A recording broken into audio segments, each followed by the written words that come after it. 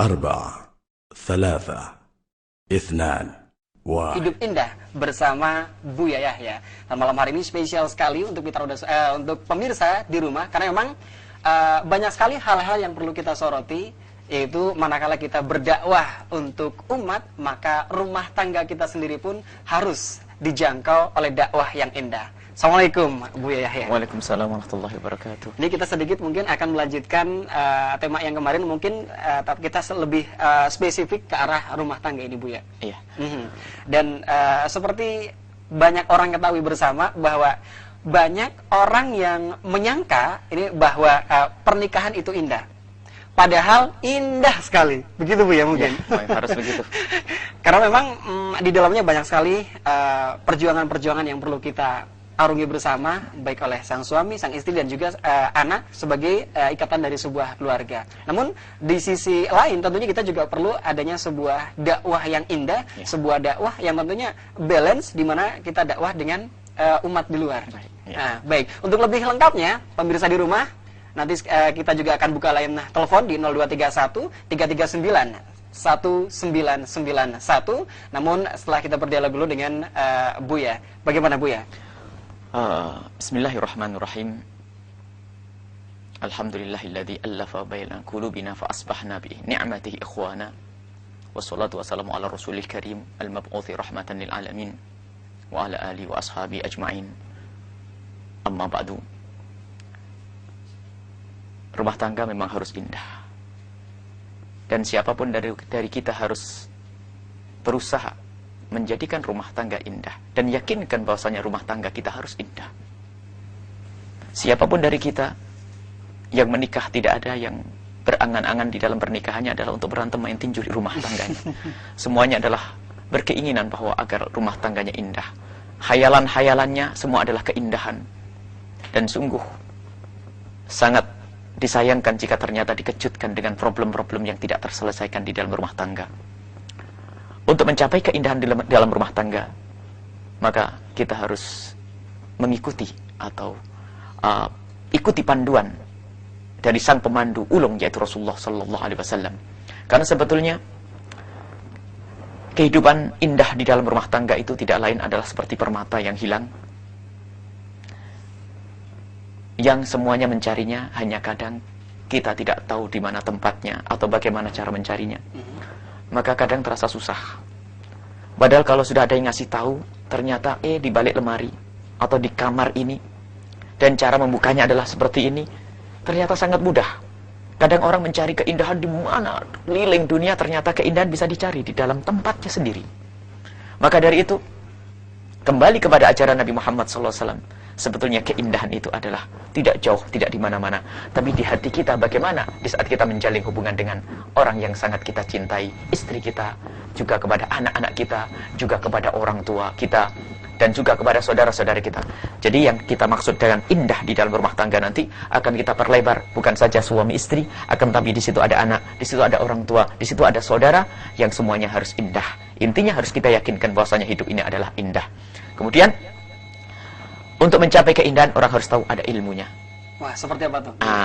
Ilmunya. Dan semuanya itu ada yang mengajar, yaitu Rasulullah SAW. Jangan sampai kita mencari ke sana kemari. Mohon maaf, ada orang mencari kunci, bingung ke sana kemari, telepon sampai bongkar yang namanya kasur, semua baju diturunin. Ternyata tinggal telepon kepada istrinya, Umi, di mana kuncinya? Di atas pintu, subhanallah. Begitu gampangnya mencarinya.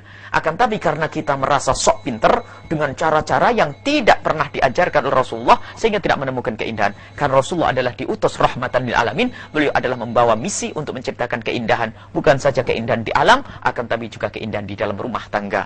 Maka nanti kita akan kembali satu persatu, ya, kita rinci apa yang diajarkan Rasulullah untuk meniti keindahan di dalam rumah tangga. Dan di sini ada beberapa mungkin kita bagi sebetulnya untuk rumah tangga yang lebih khusus, yaitu suami istri. Kita bagi 3, ya. Bagaimana cara memilih, bagaimana cara memilih, kemudian proses pernikahan itu sendiri, dan setelah pernikahan itu sendiri ada.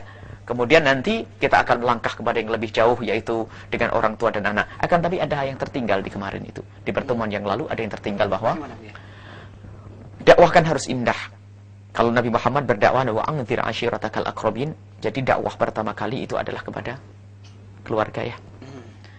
Kita hubungkan pertama dakwah, ya, jadikanlah ladang pahala. Ingat, Kalau siapapun yang ingin berdakwah harus bisa menjadikan dakwah itu ladang pahala, bukan ladang cari uang. Siapapun yang berdakwah menjadikan ladang untuk cari duit, cari uang, maka orang tidak akan istiqomah. Kelihatan macet uangnya, maka ia pun meninggalkan dakwah itu. Akan tapi jadikanlah dakwah adalah ladang pahala. Ini yang menjadikan seorang juru dakwah. Kemarin sudah kita kukuhkan, siapapun dari kita, Alif sendiri adalah juru dakwah. Semua dari kita adalah juru dakwah, karena ini tugas semuanya. Kuntum khaira ummatin ukhrijat linnas. Engkau adalah sebaik-baik orang, ya, umat yang dihadirkan di tengah-tengah manusia tanpa terkecuali yang pandai, yang goblok, yang rakyat, yang pejabat, semuanya adalah punya tugas untuk berdakwah. Termasuk di dalam hal dakwah kepada rumah tangga kita, keluarga kita. Yang pertama, jadikanlah dakwah kali adalah sebagai lahan pahala, bukan lahan cari uang. Bukan lahan mencari kemanfaatan di dunia, akan tapi lahan untuk mencari kemanfaatan di akhirat. Kalau lahan mencari kemanfaat di dunia, Masya Allah, orang menikahi karena kecantikannya, hilang kecantikannya akan dibuang. Menikah karena kekayaannya, hilang kekayaannya akan dibuang. Bukan itu pernikahan di dalam Islam. Ladang pahala. Di saat kita menemukan kekurangan di pasangan kita, ini adalah ladang pahala. Aku luruskan, aku benarkan, aku dakwai, aku kasih pengarahan. Maka itu adalah ladang pahala.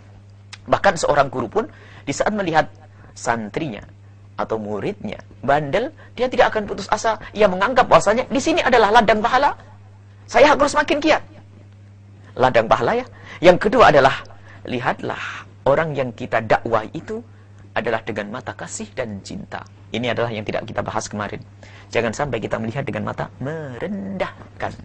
Mata kasih dan cinta itu yang menjadikan sentuhan-sentuhan yang kita hadirkan dengan lidah kita, dengan pandangan kita, dengan uang kita pun adalah sentuhan. Sebab uang diberikan kadang-kadang ada makna penghinaan. Ini uang, buat uang belanja. Tidak indah. Akan kami memberikan sama 100 ribu, tapi di saat memberikan ini ada sentuhannya. Di saat kita melihat dengan mata kasih dan cinta, maka pemberian kita pun adalah indah. Bukan karena kita merendahkan. Dakwah pun begitu. Tidak boleh kita melihat orang lain, melihat orang yang mohon maaf tersesat, di jalan yang tidak benar, lalu kita melihat mereka dengan mata menghinakan. Bukan itu dakwahnya Rasulullah SAW. Mohon maaf, barangkali kita pun harus koreksi. Di saat kita melihat, mohon maaf, ada saudara kita yang terjerumus di dalam kehinaan, mabuk-mabukan di perempatan jalan. Atau kita melihat, mohon maaf, saudari-saudari putri kita yang di tengah malam, jam 1 malam masih berkeliaran di pinggir jalan di sekitar terminal atau stasiun. Ia melambaikan tangan setiap melihat mobil yang lewat. Ia adalah wanita-wanita yang menjual diri. Lihat apa yang kita hadirkan di hati kita di saat kita melihat mereka. Ketahuilah mereka adalah umat Nabi Muhammad sallallahu alaihi wasallam. Siapa di antara kita yang di saat melihat orang-orang yang tersesat, orang-orang yang terjerumus, siapa di antara kita yang di saat melihat mereka, lalu hati kita terenyuh memohon kepada Allah sambil menitikkan air mata. Ya Allah, itu adalah wanita-wanita umat kekasihmu Nabi Muhammad. Berikan kepada mereka petunjuk dan bimbinganmu ya Allah. Ini adalah umat kekasihmu Nabi Muhammad, mabuk ya Allah, berikan bimbingan dan petunjukmu. Siapa di antara kita yang seperti ini? Atau dengan kesombongan kita lalu melihat mereka, dasar perempuan kasihan, hina, kenapa ngapain di pinggir jalan, dasar tidak terhormat. Lihat, orang yang pertama yang melihat dengan mata kasih dan kerinduan dan cinta, itulah orang yang akan berhasil di hadapan Allah Subhanahu wa taala. Tapi kalau buru-buru melihat dasar orang kotor, dasar pemabuk, dasar pezina, dasar pelacur, lihat. Kalau kita sudah melihat dengan mata merendahkan, dakwah kita tidak sesungguhnya. Sebetulnya, akhirnya, dakwahnya orang yang melihat orang lain dengan mata rendah, dakwahnya berubah bukan dakwah karena Allah, tapi dakwah untuk pada dirinya. Supaya dilihat, saya loh orang baik, saya pakai kopiah, saya pakai imamah, saya pakai jubah, saya ustadzah, saya ustadz, saya kiai. Dakwahnya kepada dirinya, bukan kepada Allah. Maka lihat, prinsip yang kedua yang harus dihadirkan oleh juru dakwah adalah lihatlah orang lain dengan mata kasih dan cinta. Adapun yang ketiga kemarin sudah kita singgung, yaitu apa? Selantiasa harus koreksi diri. Termasuk di dalam rumah tangga pun begitu. Jadi kalau kita melihat keluarga kita, itu pertama apa? Ladang pahala. Ladang pahala. Jadi di sini ada kita semakin giat, tidak akan membiarkan anaknya terlantar. Tidak akan membiarkan anak tanpa pendidikan. Istrinya tidak akan dibiarkan begitu saja melakukan kesalahan. Dia tidak akan rela. Sang istri pun begitu. Lihatlah suami adalah ladang pahala. Maka jangan istri hanya menerima duitnya saja, sementara suaminya mengerjakan pekerjaan yang haram. Tidak. Perhatikan, kalau memang cinta kepada suami, cinta yang sesungguhnya, jadikanlah suami adalah ahli surga. Kalau suami punya pekerjaan yang haram, ditegur. Kurangi tuntutan yang berlebihan. Dan suami pun begitu, harus mengurangi tuntutan yang berlebihan kepada sang istri.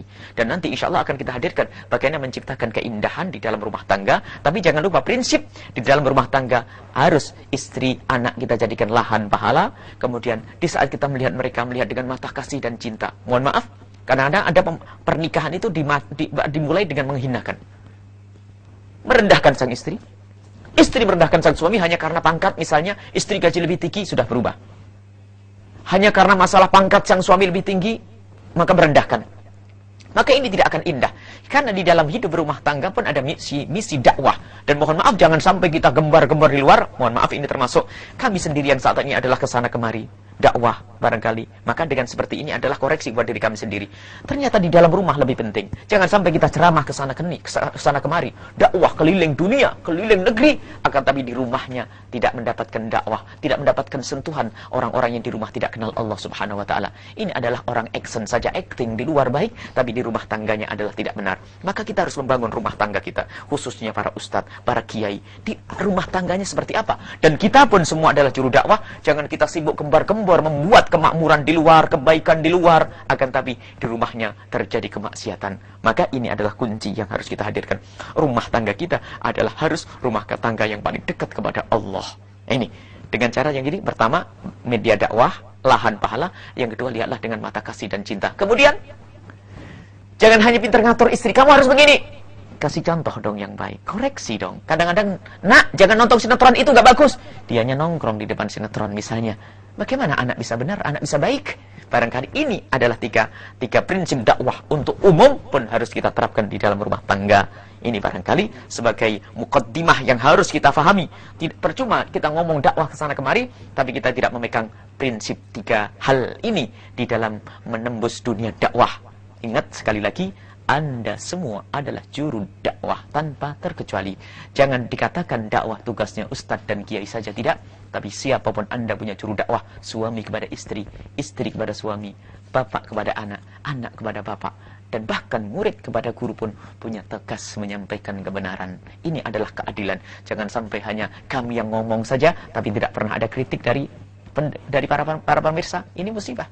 Akan tapi nanti akan dibuka session interaktif.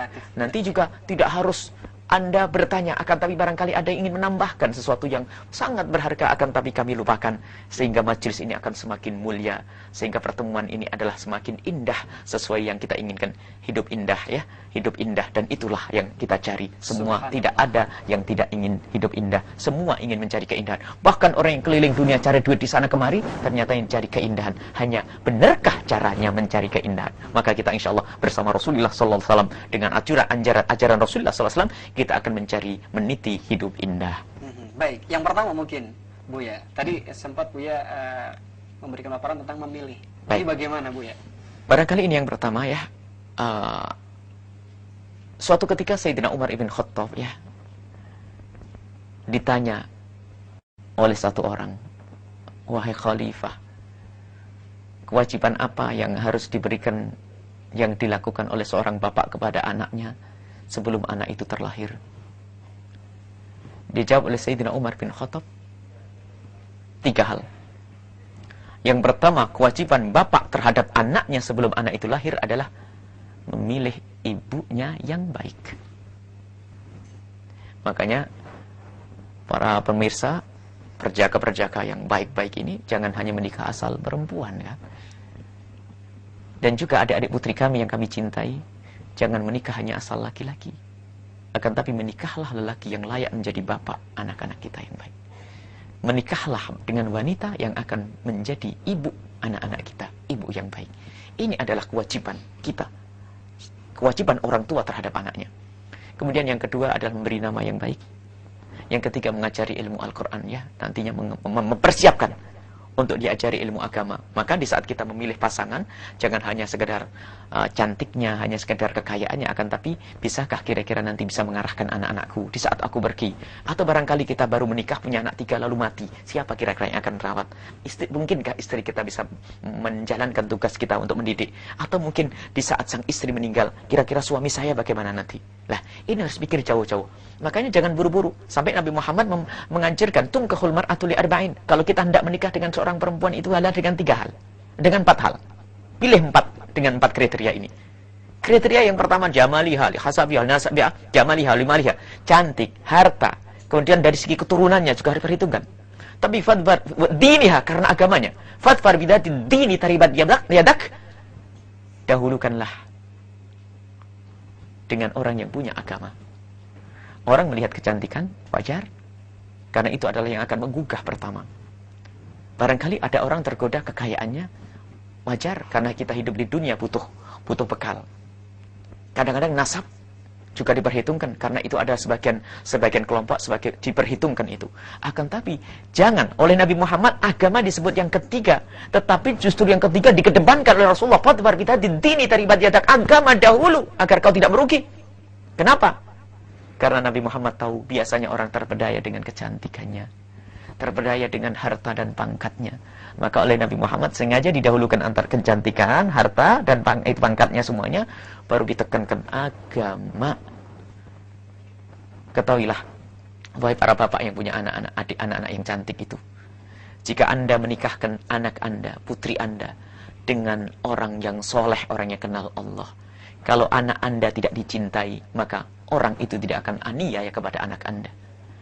Dan jika dia sangat mencintai, maka dia akan menghormati. Lihat, untung kalau kita menikahkan putri kita dengan orang soleh, tidak akan sengsara. Kalau orang soleh itu tidak mencintai anak kita, maka dia tidak akan aniaya. Kalau mencintai, akan menghormati.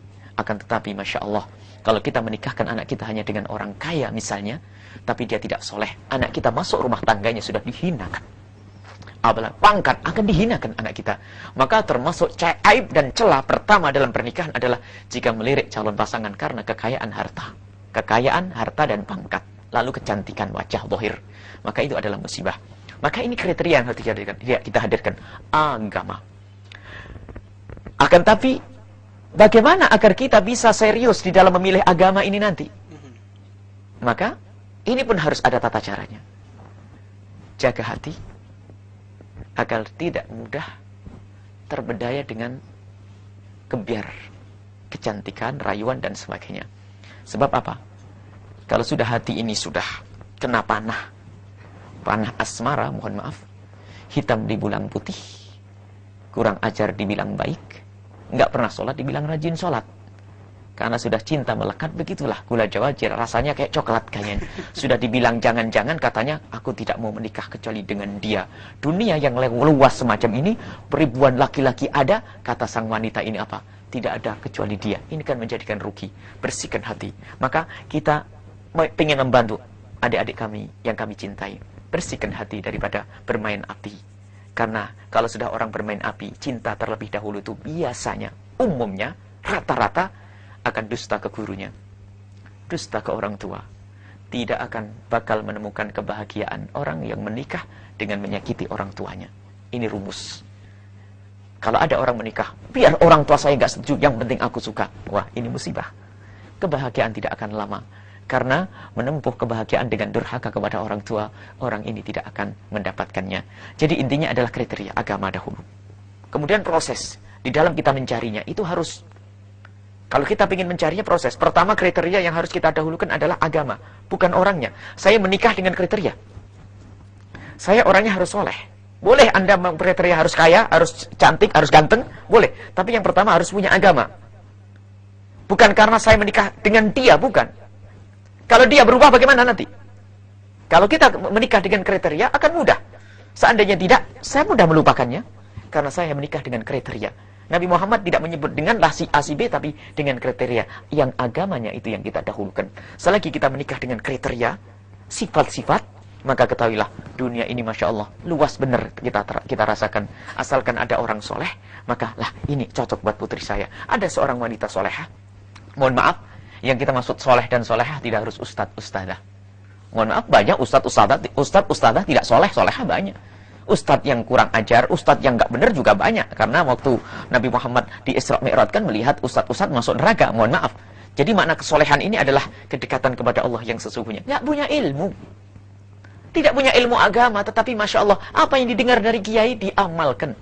Dengan keluarganya baik. Nah ini. Jadi kesolehan adalah baik kepada Allah dan baik kepada sesama manusia. Masalah ilmu adalah nanti. Tidak harus alim. Kalau orang menikah harus dengan alim, mana banyak orang alim tidak banyak. Jadi kesolehan adalah orang yang baik. Dan juga kemudian cara-cara yang diajarkan Nabi Muhammad SAW adalah sangat indah. Kalau kita ingin menikah, agar kita tidak bohong, kita tahu watak sifatnya orang, tidak bisa bertanya, bagaimana watakmu wahai anak gadis? Tidak mungkin. Mas, gimana watakmu? Tidak. Tapi dengan pergaulan. Dan pergaulan yang benar-benar serius adalah pergaulan yang tanpa sengaja. Kalau misalnya, saya ingin meminang seorang perempuan, lalu saya bertanya, saya akan meminang kamu, tapi aku ingin tahu akhlakmu. Dia akan bereksen dengan akhlak yang baik. Akan tapi coba, Nabi Muhammad memerintahkan, kalau kamu seorang laki-laki, ingin menikah dengan seorang perempuan, kirimkan bibimu atau kakakmu atau adik perempuanmu untuk duduk dengan dia. Seminggu saja. Bukan kita sendiri harus pacaran, tidak. Kita kirim orang duduk seminggu sudah ketahuan aslinya. Mulai mulutnya tajam, nggak pernah sholat, kurang ajar sama orang tua, akan ketahuan semuanya. Tapi kalau kita duduk, orang pacaran semuanya basa-basi dengan bohong. Yang biasa, kebiasaan jelek akan dihilangkan. Kalau sudah duduk bareng, manis. Kayaknya orang paling bagus sedunia. Padahal hanya eksin dalam 1 jam saja. Akan tapi ajaran Rasulullah bagaimana? Kirim orang. Informasi.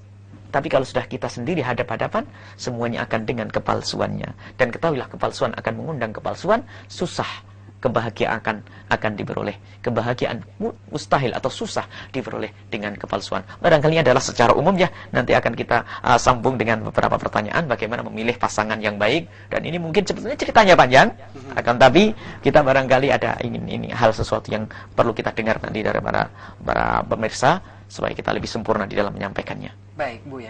Tentunya banyak sekali hal-hal yang bisa kita telah, dan satu hal yang mungkin membuat Alif sendiri bingung nih.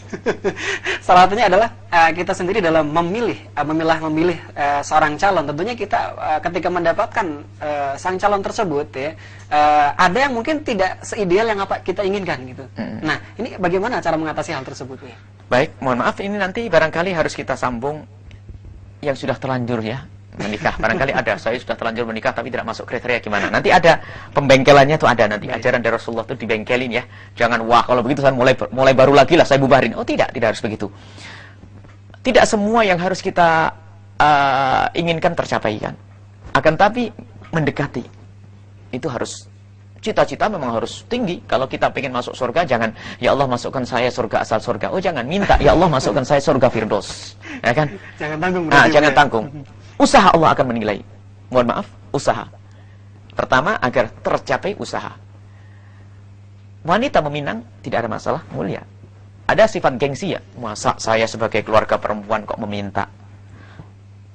Ada contoh yang paling hebat. Jadi kita itu jangan ragu-ragu. Misalnya saya seorang laki-laki kok menemukan wanita solehah baik, sebelum didahului orang saya akan mencari dia dengan cara yang baik. Bukan saya salam kepadanya, bukan. Malah saya ditolak. Kalau orang mulia akan menolak saya.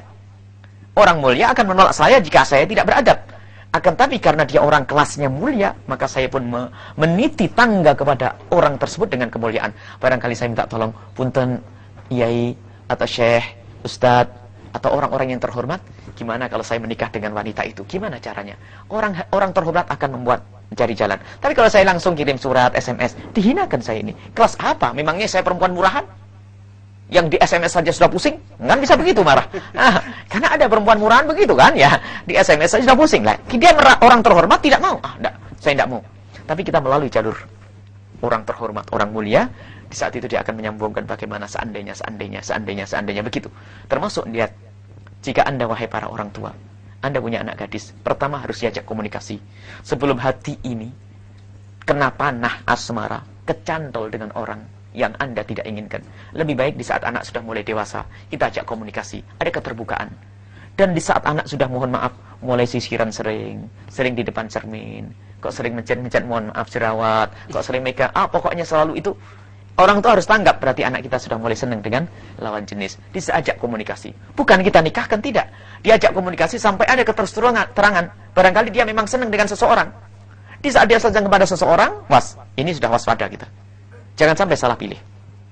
Untuk menjauhkannya dengan cara yang halus, ajari setiap hari, nak, suatu ketika kalau kamu menikah, saya ingin suamimu adalah orang yang begini.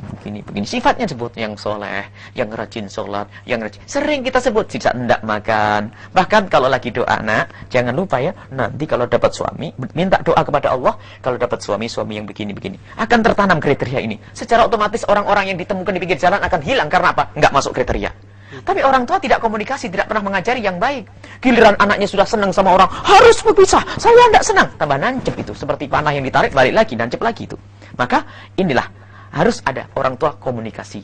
Setelah itu lihat, di saat anak sudah terbiasa dengan kriteria, kita berikan kriteria, cara memilih yang baik. Nanti kita pun mencarikan. Misalnya mohon maaf, ada anak soleh, laki-laki soleh. Cari dia, kejar kalau perlu. Bukan anak kita selalu mencari itu, nak, ditongolin. Nah, ada tamu laki-laki, kamu yang ngantri minuman, ngobrol ya, ditinggal oleh bapaknya berjam-jam. Ini adalah laki yang dungu, tidak punya ghirah, tidak punya ghibah, tidak punya wibawa, dayus, tidak punya cemburu kepada anaknya. Tidak, anak saya di rumah, di kamar, tersembunyi. Dia adalah terhormat. Tidak bisa saya obral begitu saja. Kan begitu? Kalau kita seorang bapak wali daripada seorang anak perempuan, ketemu seorang laki-laki yang baik, jangan malu. Ini ada kesombongan yang ada di masyarakat kita. Masa saya keluarga perempuan kok Minang? Wah, ini bahaya. Orang yang paling hebat, wanita paling mulia adalah Sayyidat Khadijatul Kubra, Siti Khadijah. Di Mekah, melihat orang yang akhlaknya baik, sangat jujur, terkenal di Mekah dengan kejujurannya, yaitu Nabi Muhammad SAW. Sebelum diangkat jadi Nabi, Nabi Muhammad akhlaknya baik, jujur, mulia. Tapi Siti Khadijah cerdas. Ini orang mulia. Sebelum didahului orang, aku akan melamarnya. Padahal diri beliau adalah janda, punya anak umur 14 tahun. Kalau hitung-hitungan, wah nggak mungkin Nabi Muhammad ganteng, paling gantengnya orang di Mekah. Nasabnya paling mulia, terus paling. Kalau saya janda, nggak mungkin saya diterima. Mestinya kan begitu. Tapi dia berhubungan dengan keseriusan, kesungguhan, niat. Lalu menyuruh orang untuk menyampaikan kepada keluarga Nabi Muhammad. Barangkali untuk menikah, maka Khadijah siap untuk dinikahi.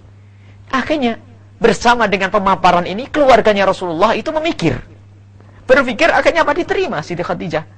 Akhirnya terjadilah pernikahan. Siti Khadijah yang melamar, lihat. Jangan gengsi. Coba kalau kita gengsi, anak kita sudah modelnya pas-pasan, akhlaknya kurang baik, betul-betul dapat rombengan. Bener nanti ya? Jadi jangan gengsi anak kita, ini kita carikan. Jadi malah jauh dari kriteria gitu ya, Bu ya?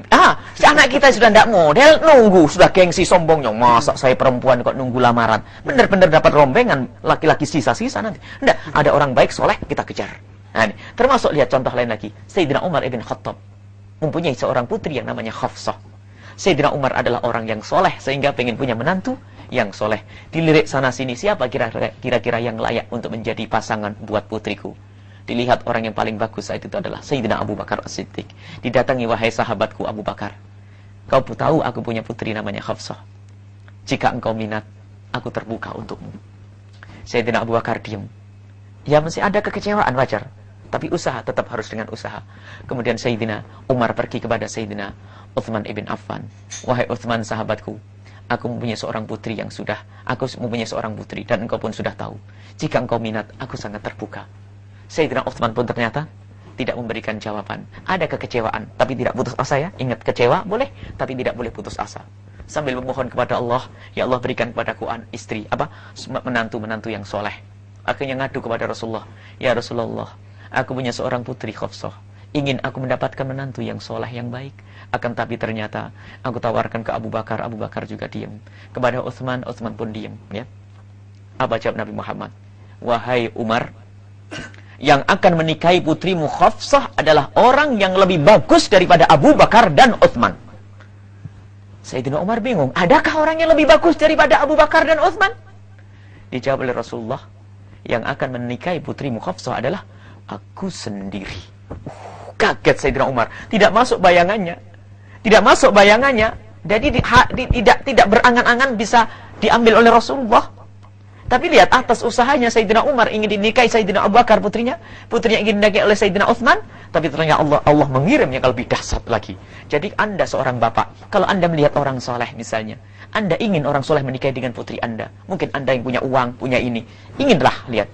Kalau seandainya Anda tidak mendapatkan itu, niat Anda dikabul oleh Allah, akan dikirim orang lain. Tidak harus dia, akan tapi ingat usaha. Allah akan menilai usaha. Dan ini adalah makna. Ini yang sering kita lupakan. Berusaha. Yang laki pun begitu. Soleh, intinya agama yang baik, kita harus berusaha. Maka Allah nanti yang akan memberikan buah daripada usaha kita ini. Ini diantaranya.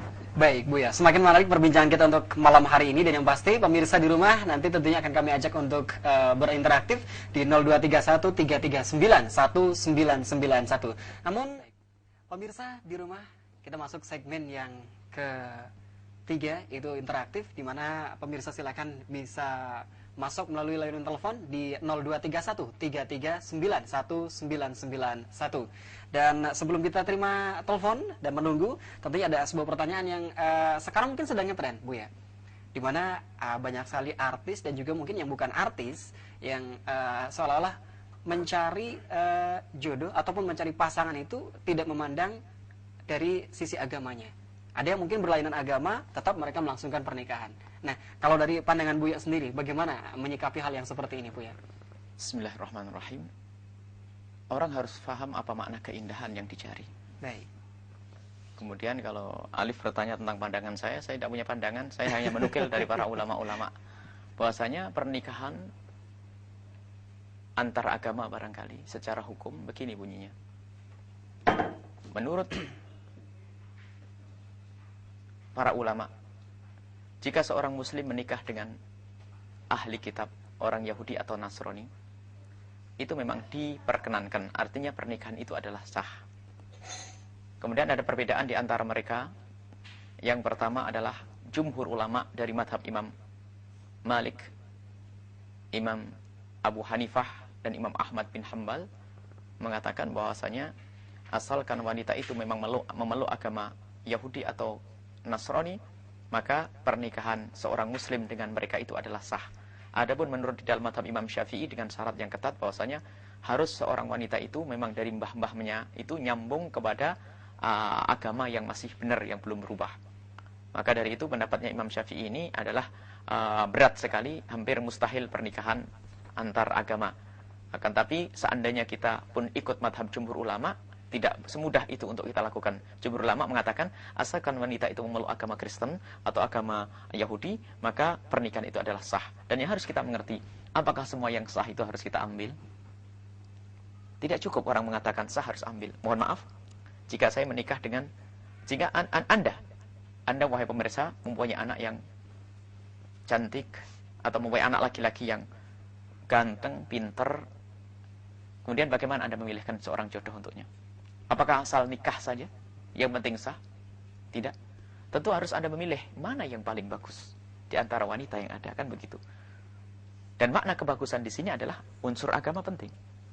Jadi tidak semua yang sah harus kita ambil. Kita harus bukan saja sekedar sah. Jangan sampai menikah asal menikah, kan tidak begitu. Akan tapi harus ada yang kita bidik di balik ini semuanya apa. Maka pernikahan dengan orang di luar agama Islam, misalnya dari seorang muslim menikah dengan ahli kitab, memang secara agama menurut jumhur ulama adalah sah siapapun ahli kitab itu. Menurut Imam Syafi'i susah. Jadi di Indonesia karena masyarakat Imam Syafi'i mungkin bisa kita katakan tidak mungkin di Indonesia. Tapi kalau kita ikut madhab lain, Malik, Hanafi, dan Imam Ahmad, maka asalkan wanita itu memeluk agama Kristen atau Yahudi, maka pernikahan sah. Tapi apakah setiap yang sah harus kita ambil? Kita harus kembali kepada makna keindahan yang kita cari. Kebahagiaan seperti apa? Mohon maaf, setiap agama itu berbeda. Kita tidak setuju dengan semua orang yang mengatakan, kita tidak setuju dengan sebagian orang yang mengatakan semua agama sama. Ini adalah barangkali, mohon maaf, satu ketidakfahaman yang ditampilkan oleh orang yang pura-pura faham. Mohon maaf, kita pernah obrolan dengan orang yang lain agama. Bahkan kita juga punya acara di tempat lain. Kita punya obrolan dengan orang di luar agama, baik dari Katolik atau orang yang beragama Buddha. Kita kukuhkan bahasanya, kita ini berbeda. Jangan sampai ada yang mengatakan agama itu sama. Berbeda dikatakan sama. Jangan sampai orang ini ditipu. Kalau kita tipu orang itu agama sama, ternyata dalam kenyataannya berbeda, mereka akan bingung. Agama, mohon maaf, Islam dengan Nasrani, dengan Yahudi, dengan agama Buddha, ini perbedaannya jelas. Konsep masalah ketuhanan juga berbeda, kan? Jangan sampai perbedaan ini dikatakan sama. Harus kita katakan bahwasanya beda, tapi di dalam berbeda itu, di saat kita berbeda, bagaimana kita masih ada komunikasi, hidup bersama yang baik. Ini adalah yang harus kita hadirkan. Maka, lihat, untuk mencari jodoh, utamakan kita menemukan titik temu dahulu. Semakin banyak kesamaannya, semakin mudah untuk mencapai kebahagiaan. Jangan dari awal kita mencari dengan perbedaan saya harus menikah. Susah. Perbedaan yang jelas-jelas kita rasakan, kita lihat, lalu kita terjang. Susah.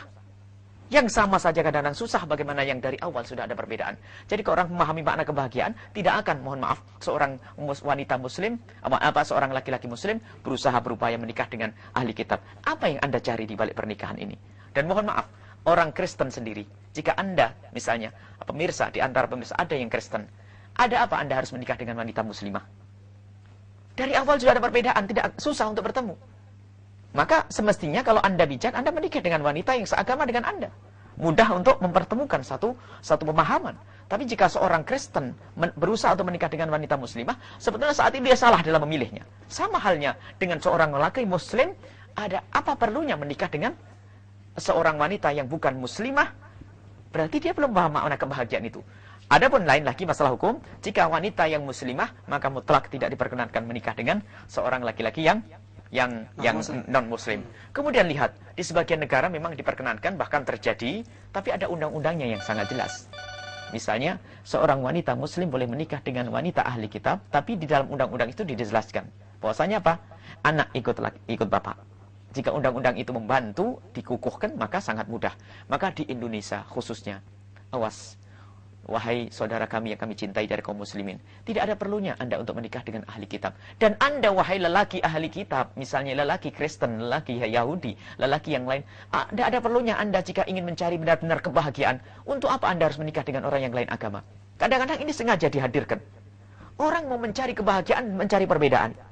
Saya tahu berbeda dengan Anda, tapi saya harus hidup bareng. Bagaimana ini mungkin? Susah.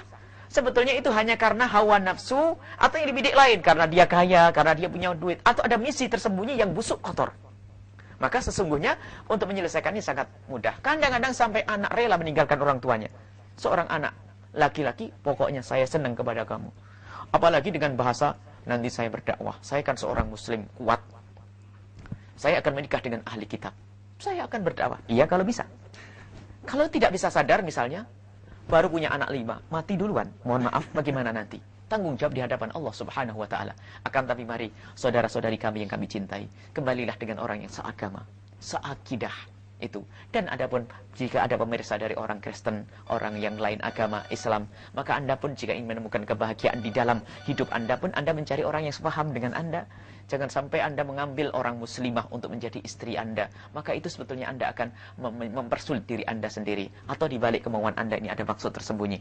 Kemudian khususnya kaum muslimin, jangan sampai kita itu menikah dengan ahli kitab, dengan ahli kitab. Karena apa? Susah untuk mempertemukan.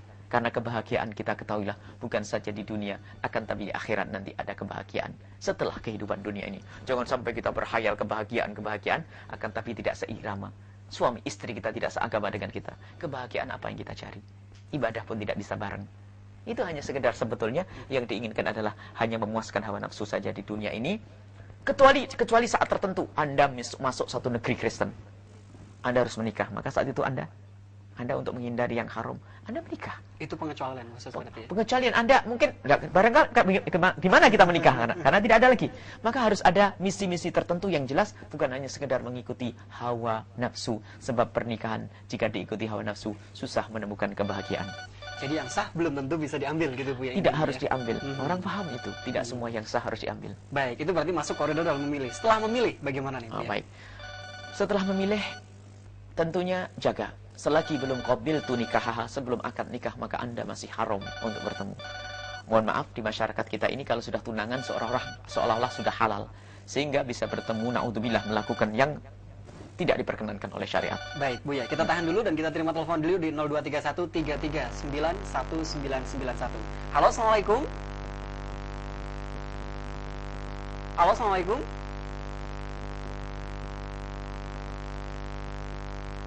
Baik, dengan ibu atau bapak ini? Kurang jelas suaranya. Halo, Assalamualaikum. Mungkin bisa diulang lagi pemirsa di rumah ya. Silakan di 0231339191. Kita coba buka kembali. Halo, Assalamualaikum. Salam. Ya, dengan siapa di mana, Pak? Dengan Pak Ahmad. Pak Ahmad. Galunggung. Di Galunggung ya, Perum Galunggung ya. Iya. Baik, silakan Pak Ahmad pertanyaannya. Terima kasih. Pak Buya, tadi masalah perkawinan antara seorang muslim dengan orang Kristen. Sekarang kebalikannya. Jadi muslimah dengan laki-laki Kristen itu hukumnya bagaimana, Ustaz? Terima kasih. Baik, terima kasih Pak Ahmad di Galunggung. Mungkin tadi sedikit sudah dijelaskan padahal Bu ya. Ini pernikahan antara muslimah dengan non muslim, laki-laki non muslim gitu. Ini hukumnya seperti apa? Mungkin agar Pak Ahmad di Galunggung ini lebih jelas. Silakan Bu ya. Kalau tadi menikah aja seorang muslim dengan wanita ahli kitab, Kristen, wanita Kristen atau wanita Yahudi, itu sah, akan tapi kan tidak harus diambil ya. Tidak semua yang sah harus kita ambil. Kemudian kalau sebaliknya, pernikahan seorang muslimah dengan orang di luar Islam itu mutlak tidak diperkenankan. Jangan terbedaya dengan beberapa upaya-upaya yang sebetulnya itu merendahkan kaum muslimin ya. Upaya-upaya yang diperkenankan oleh beberapa orang yang mengatasnamakan dirinya adalah pemikir, ahli ilmu dan sebagainya, itu semua berbeda dengan para ulama-ulama besar zaman ini atau terdahulu yang mengatakan bahasanya pernikahannya seorang muslimah dengan orang di luar Islam adalah mutlak tidak diperkenankan, dan itu adalah tidak sah pernikahannya, maka akan jatuh naudzubillah perzinaan. Ini pernah muncul satu fatwa, mohon maaf, yang fatwa tidak pernah, bukan fatwa, itu hanya sekedar omongan satu orang yang mengatakan dirinya adalah seorang yang bergelar dan sebagainya, punya pendidikan di luar negeri. Akan tapi Masya Allah, musibah dari fatwa ini di sebuah kampung di daerah Sumatera sana, sehingga gara-gara fatwa yang memperkenankan, maaf bukan fatwa, gara-gara sebuah tulisan yang memperkenankan pernikahan seorang wanita muslimah dengan orang di luar muslim, di luar Islam, maka muncul setelah itu pernikahan semacam ini banyak jumlahnya, dan naudzubillah itu adalah musibah besar. Dan ketahuilah tidak akan menemukan kebahagiaan yang semacam ini kecuali memang semuanya memang meninggalkan agamanya. Akhirnya yang Islam sendiri tidak akan peduli dengan agamanya. Jadi jawabannya adalah pernikahan seorang muslimah mutlak tidak diperkenankan dengan seorang yang non-Islam, karena untuk menjaga wanita itu, mohon maaf, banyak harus dilindungi lemah. Kemudian di dalam rumah pun dia adalah yang mohon maaf lebih cenderung untuk diayomi daripada mengayomi. Dan ini perlu pengayoman yang jelas-jelas ya, seagama. Kalau lain agama, mohon maaf, banyak hal-hal yang harus ternodai nanti. Maka intinya adalah tidak sah, dan mohon maaf kepada saudari-saudari kami, karena kami juga kedatangan di Cirebon yang kita di kota kita ini, ada wanita yang datang ternyata suaminya adalah ahli kitab. Mohon maaf, Anda harus segera kembali kepada Allah Subhanahu wa taala. Carilah kebahagiaan. Barangkali ada yang mengatakan sudah terlanjur punya anak satu, terus mau nunggu punya anak 5 tahun. Mumpung masih punya anak satu, mohon maaf, ayo kita ingin kembali kepada Allah Subhanahu wa taala. Mumpung masih ada kesempatan. Ada, Masya Allah. Jangan sampai nanti ternyata anak kita kebawa, anak kita ikut agama lain, naudzubillah. Ini, maka sungguh tanggung jawab di hadapan Allah adalah besar. Ini saja barangkali. Baik, terima kasih untuk Buya dan untuk Pak Ahmad di Galunggung. Mudah-mudahan Anda tidak puas agar Anda bisa masuk kembali di acara ini tentunya. Baik, kami tunggu lagi di 023133911991. Halo, Assalamualaikum. Halo. Iya, dengan siapa di mana Pak? Assalamualaikum. Dengan Jufri di Derajat. Jufri di Derajat. Silakan Pak Jufri.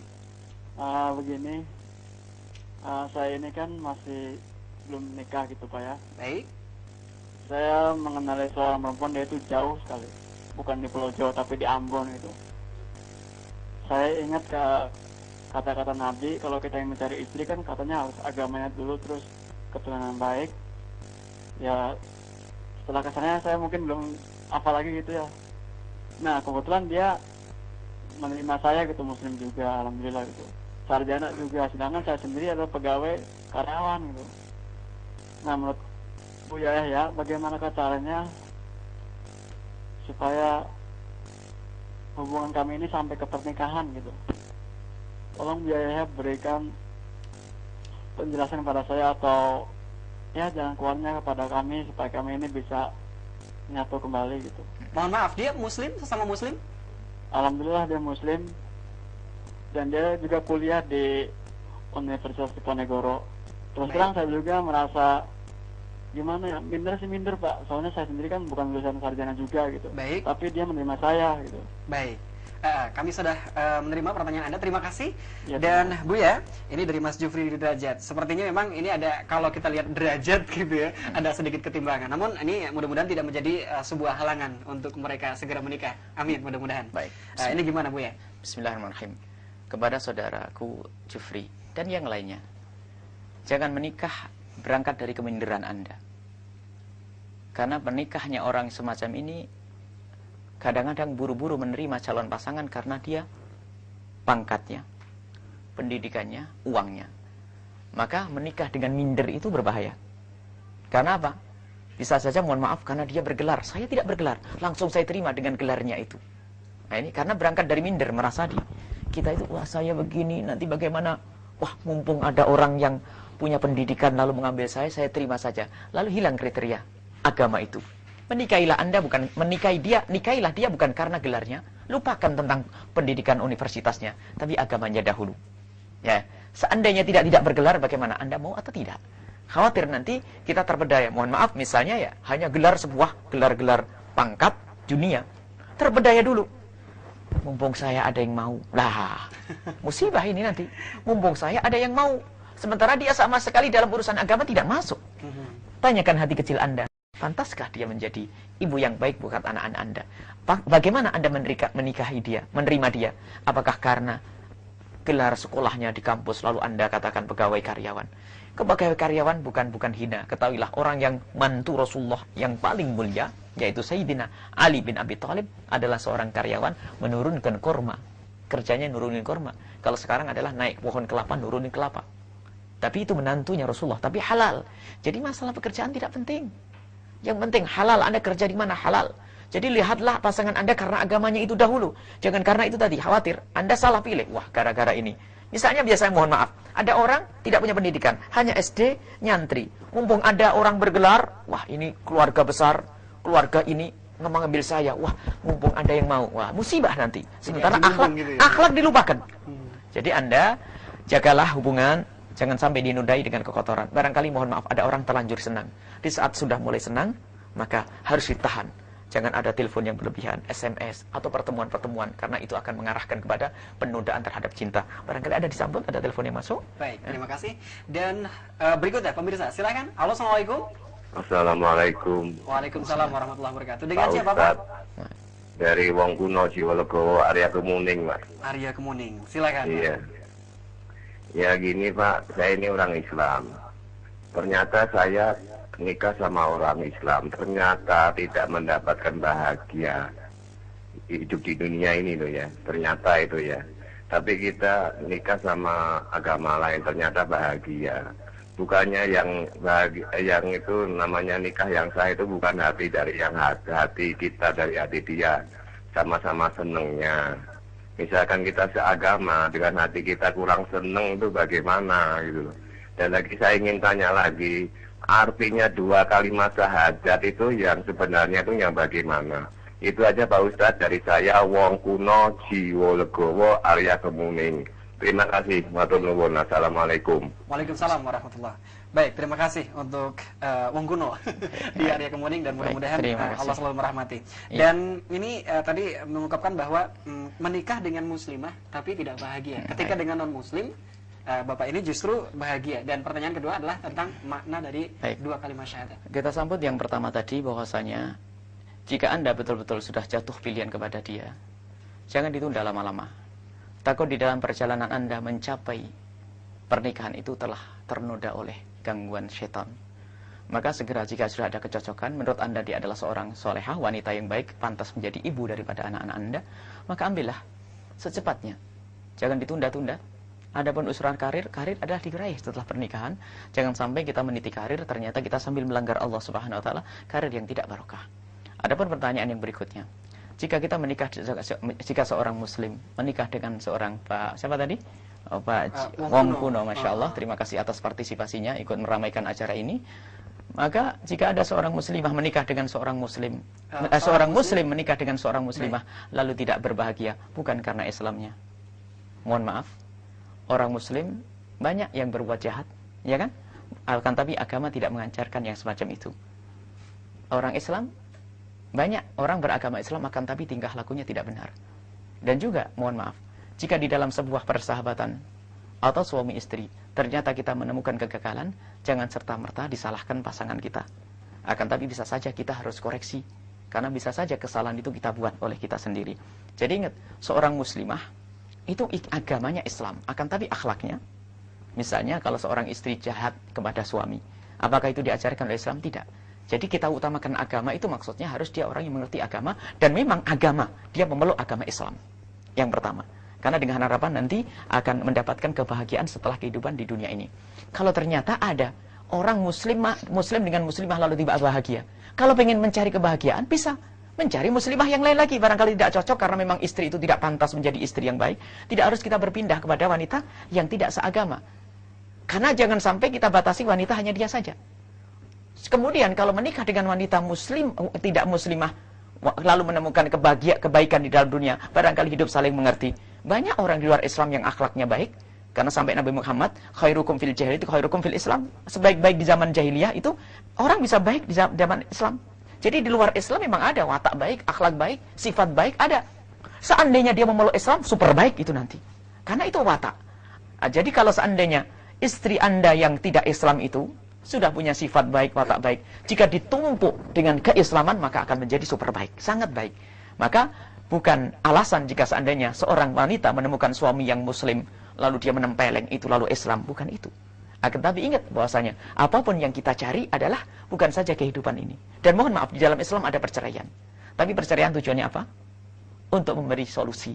Barangkali memang ada sama-sama agama. Mohon maaf, sama-sama ustadz dengan ustadzah. Kenapa tidak betul? Apa tidak mengerti? Ada satu sifat. Kadang-kadang bukan urusan agama, sifat. Watak yang berbeda. Satu tidak mau ngalah, keras. Satu keras juga. Akhirnya keras dengan keras bertemu. Padahal ini sama-sama orang ngerti agama. Sehingga harus berpisah. Mohon maaf, di zaman Nabi pun ada Zaid. Zaid, sahabat Rasulullah, menikah dengan Zainab. Kerabatnya Rasulullah SAW. Kurang apa? Sama-sama ngerti agama, ternyata harus mengadakan perceraian. Akhirnya Zaid menikah dengan wanita yang muslimah, mendapatkan kemuliaan, dan Zainab sendiri akhirnya menikah dengan Rasulullah. Sama-sama menemukan kebahagiaan.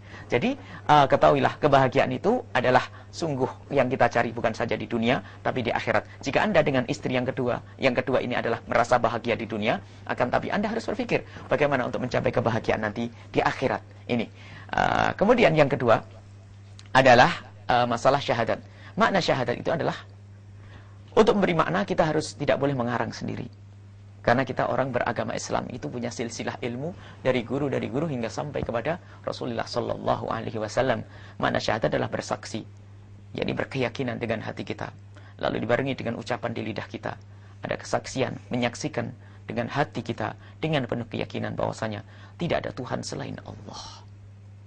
Tidak ada Tuhan selain Allah, Tuhan yang, nah sifat-sifatnya ada sendiri nanti penjabarannya. Tuhan yang maha pengasih, maha penyayang, maha ada, kemudian yang maha kuasa, maha mendengar, yaitu Allah subhanahu wa ta'ala. Kemudian setelah itu, kita setelah meyakini bahasanya Allah, wa asyhadu anna Muhammadar Rasulullah, dan aku bersaksi bahasanya Nabi Muhammad adalah utusan Allah. Dan konsekuensinya apa? Setelah kita bersaksi bahasanya Allah adalah Tuhan kita, menurunkan Nabi Muhammad sebagai utusan, maka kita pun setelah itu harus mendengar. Setelah kita bersaksi, maka mendengar apa firman Allah, apa yang diucapkan oleh Nabi Muhammad. Dan ini dirangkum dalam ilmu-ilmu yang saat ini kita kenal, ilmu Islam. Maka sungguh aneh jika ada orang mengatakan, aku percaya kepada Allah sebagai Tuhan dan Nabi Muhammad sebagai utusan, tapi tidak mendengar syariatnya, tidak ngikut. Pasti dia salah paham.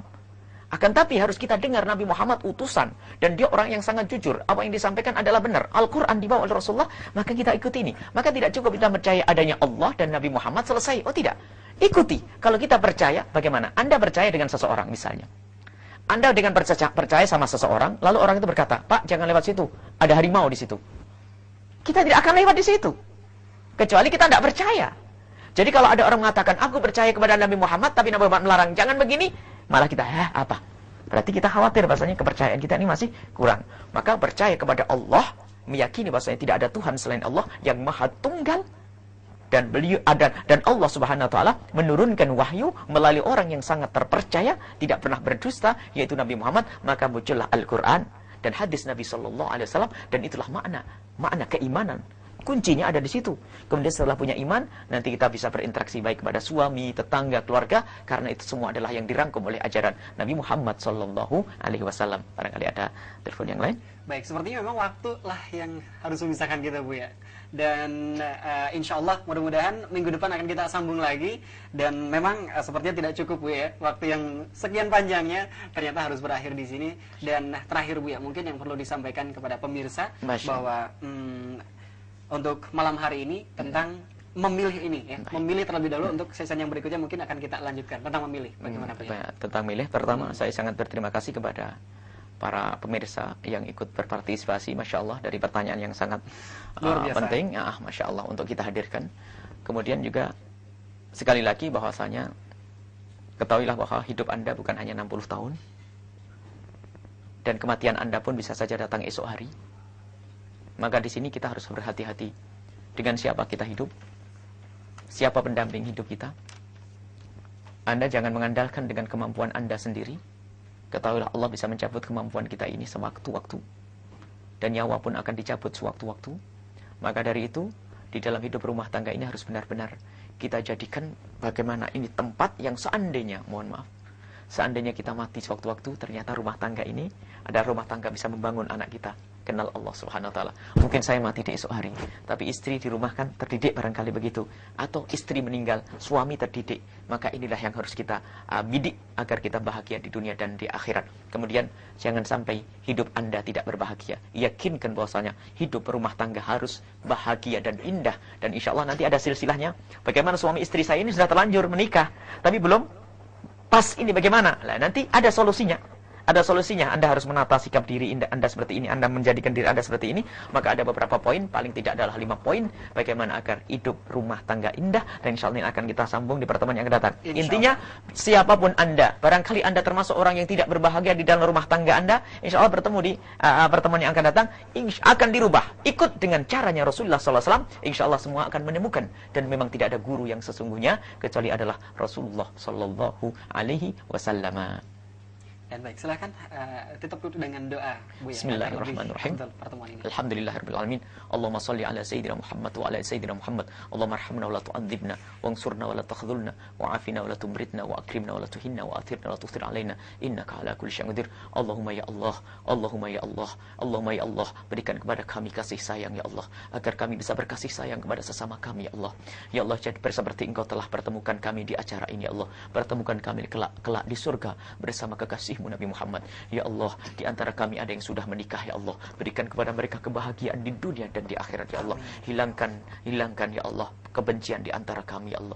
Hilangkan permusuhan di dalam rumah tangga kami. Hilangkan percecokan di rumah tangga kami. Jadikanlah rumah tangga kami adalah kebahagiaan surga sebelum kami masuki surga ya Allah. Dan bagi yang belum menikah ya Allah, berikan kepada mereka pasangan-pasangan yang Kau ridhoi, yang akan menjadikan mereka bahagia yang sesungguhnya di dunia dan di akhirat. Bahagia yang sesungguhnya di dunia dan di akhirat. Dan berikan kepada kami anak-anak yang soleh, anak-anak yang menjadikan sebab kami bahagia, anak-anak yang bisa dibanggakan oleh kekasih-Mu Nabi Muhammad. Ya Allah, muliakan kami ya Allah, berkat majlis ini, berkat pertemuan ini, muliakan kami ya Allah, muliakan semua yang bersama kami, muliakan semua yang berpartisipasi dalam acara ini, muliakan semua orang yang ikut sumbangsih dalam acara ini, dan muliakan kami yang di tempat ini, dan muliakan kami yang menyaksikan acara ini ya Allah. Muliakan di dunia dan di akhirat ya Allah. Ampuni dosa kami yang sangat banyak, yang kami tidak bisa menghitungnya ya Allah. Dosa kami ya Allah, dosa kami ya Allah, dan bimbinglah kami kepada hidayah-Mu ya Allah. Ada di antara kami yang hatinya masih keras, hatinya yang masih gersang ya Allah, berikan kepada kami bimbingan-Mu ya Allah. Sejukkan hati kami dengan keimanan, sejukkan hati kami dengan kecintaan kepadamu ya Allah.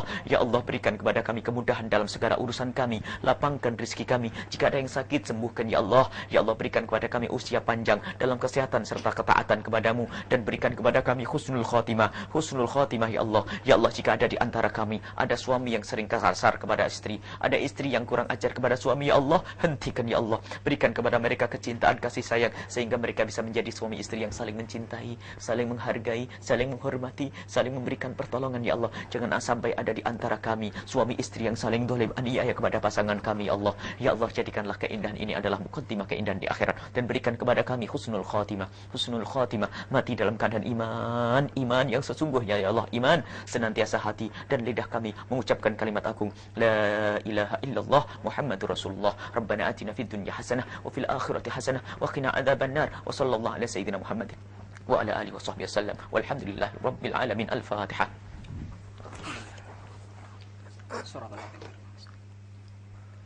Amin. Baik, pemirsa, demikian untuk kesempatan malam hari ini Hidup Indah bersama Buya Yahya. Dan untuk kesempatan minggu depan tentunya mudah-mudahan kita bisa membahas untuk season selanjutnya. Dan malam hari ini kita cukupkan acara Hidup Indah bersama Buya Yahya dan hanya di Cirebon TV Kuduru. Namun sebuah penutup, nasyid penutup untuk kesempatan malam hari ini dari grup Nasyid Al-Bahjah akan menutup acara Hidup Indah bersama Buya Yahya. Akhir kata, saya Alif Maulana undur diri. Assalamualaikum warahmatullahi wabarakatuh.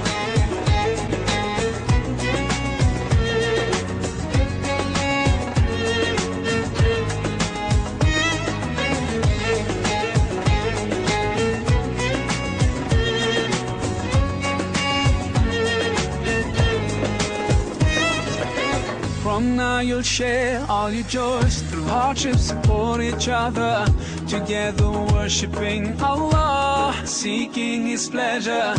We pray that He will fill your life with happiness and blessings, and grant you kids who make your home filled with laughter. Let's